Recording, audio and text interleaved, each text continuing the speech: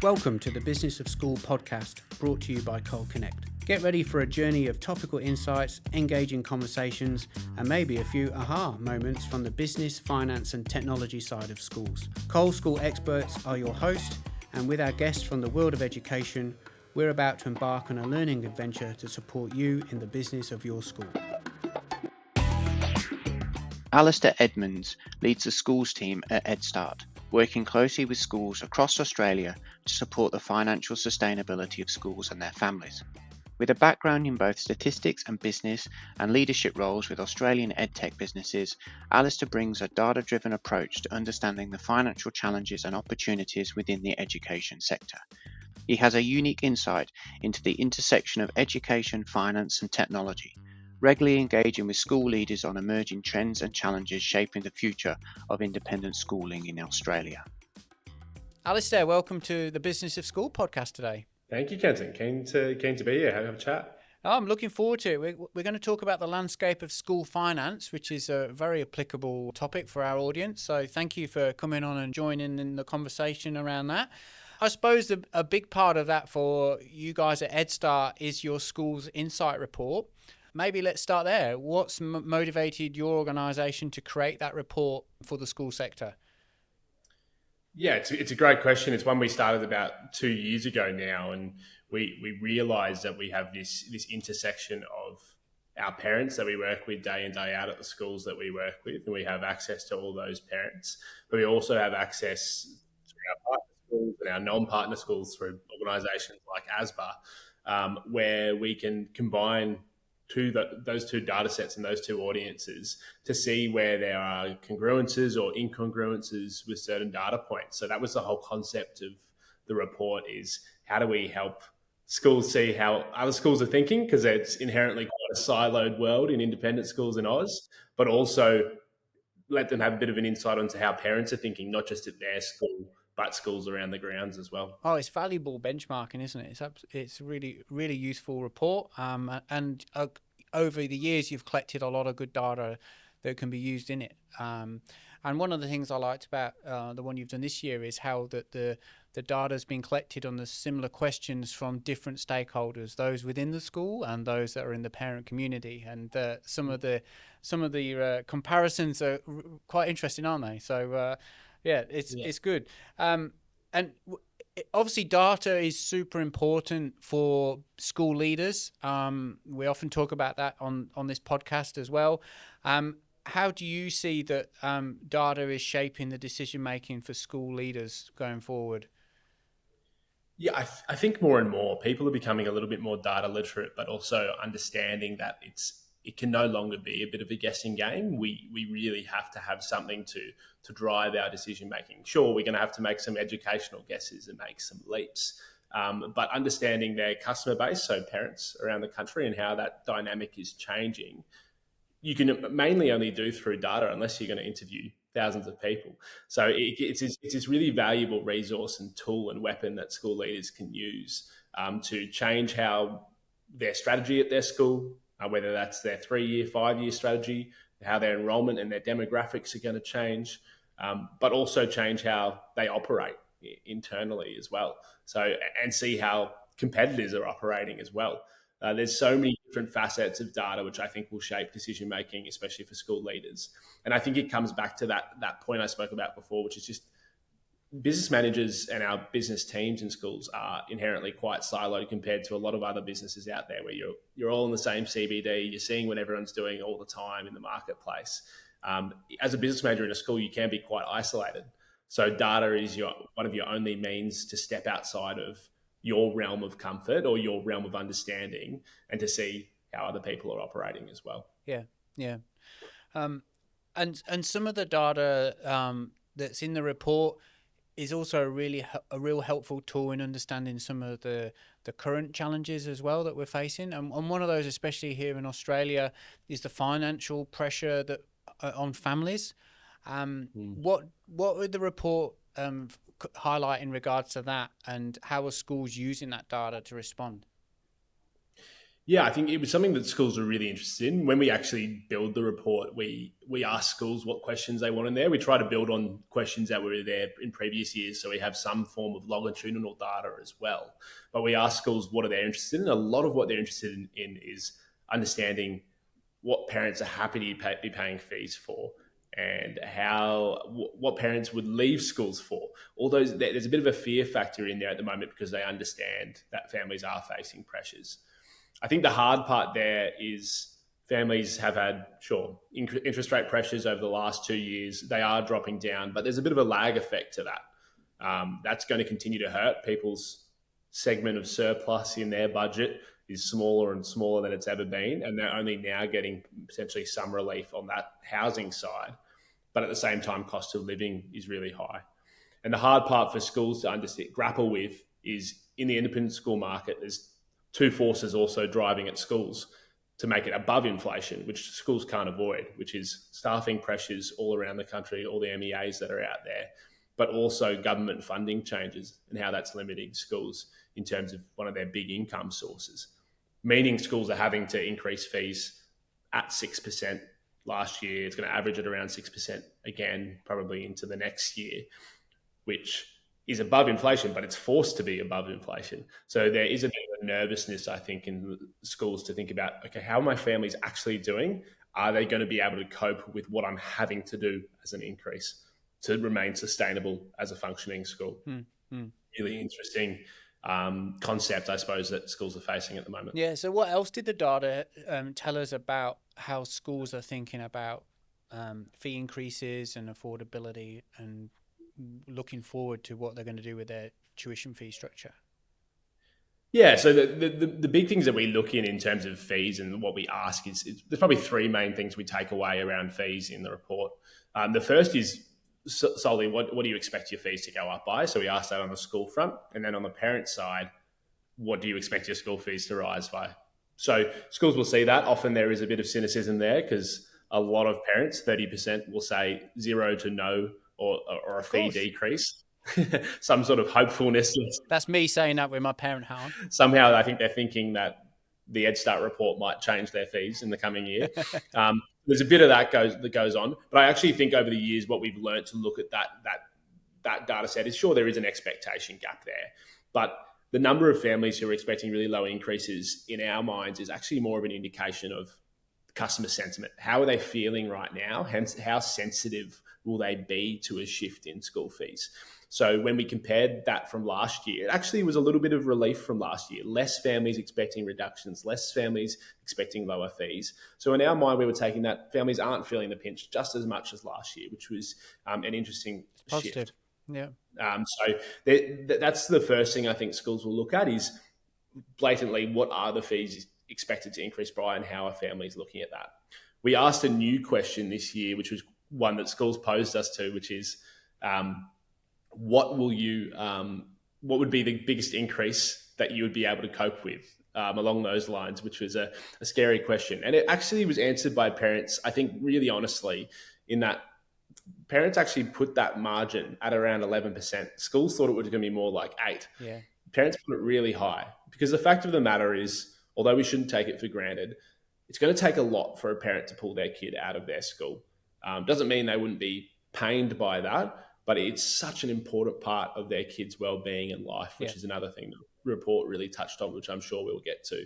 So I think that was a really interesting piece. It just showed the importance of independent schooling and how much parents really love their kid going to their school of choice, I think is a really big one.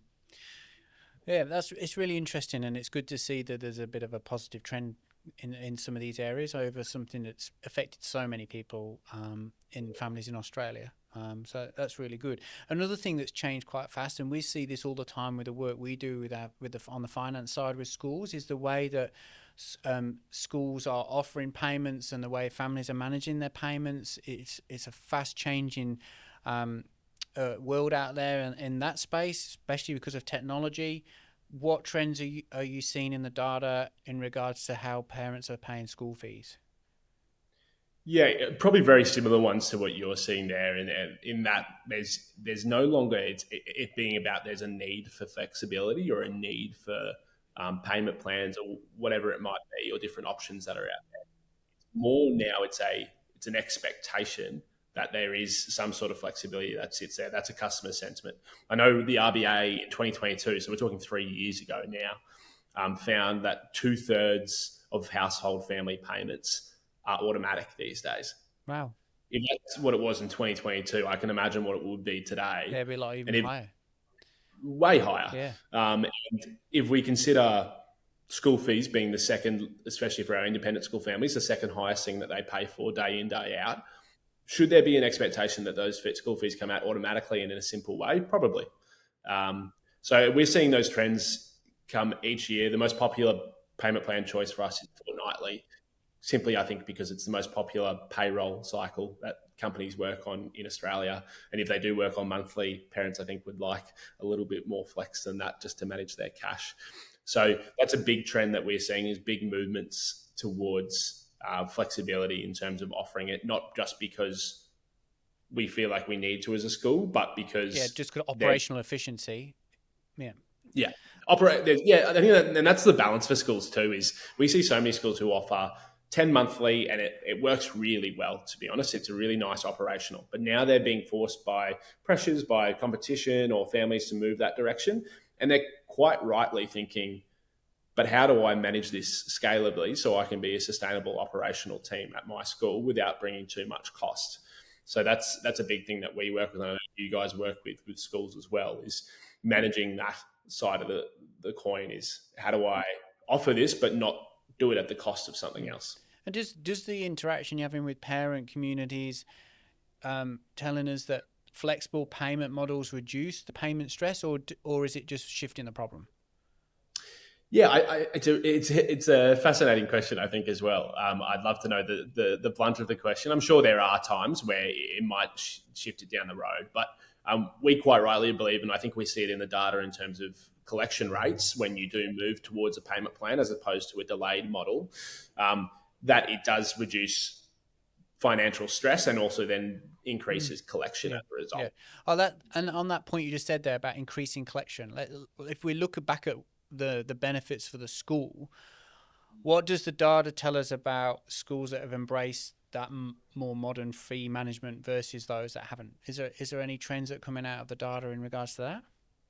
I mean, I can only speak from our sort of perspective, but with implementing it on our side, when we have it, that's our number one big shift that we see in year one of implementation of Edstart. If they've gone from not having payment plans in the past to having it, it can be in the realms of hundreds of thousands of increase in revenue simply for the implementation. Sure, we do a lot of other things behind the scenes that probably drive that too. But if you were looking at it purely, that adding that, I think, can really generate more automatic correction, just because you're having families not have to shift money around termly, and the stress of even moving that sum of money around can put them under duress. It's just there and it's on automatic straight after their pay comes in.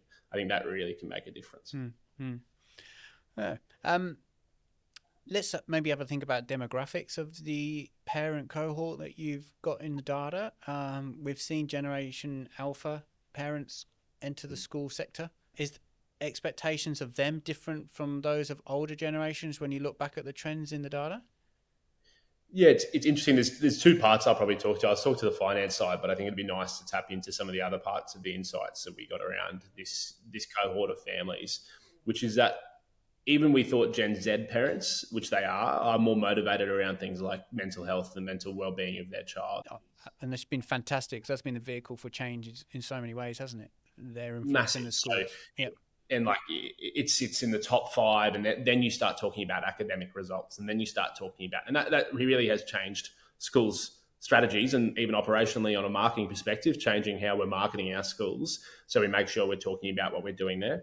Similarly with school fee communications, which are happening at the end of the year, it's how do we speak to our current parent cohorts and speak to them about how we're driving that mental health aspect and that well-being side, and anti-bullying methods. Bullying keeps popping up as number 2, even though it was talked about heaps in the early 2010s. It is still high up there, probably due to social media. So that's a really interesting side, and Generation Alpha takes that to the next level. So 1.7 times is what McCrindle found in their studies. 1.7 times wanting more impact on mental health, well-being in their child. The holistic education of their child is even more important. That could be also coming out of COVID. That's what these children are about to go through, is that COVID period. So parents are really tight on that. That could be a factor as well, but we're seeing even more trends there. And if I move to payments as well, I think that expectation piece just becomes more and more important.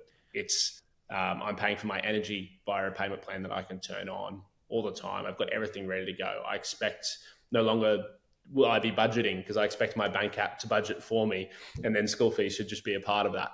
I think that is the day that we live in terms of. And what does this generational shift mean for how schools communicate about their fees and the quality and value of their education are offering? What are you seeing there?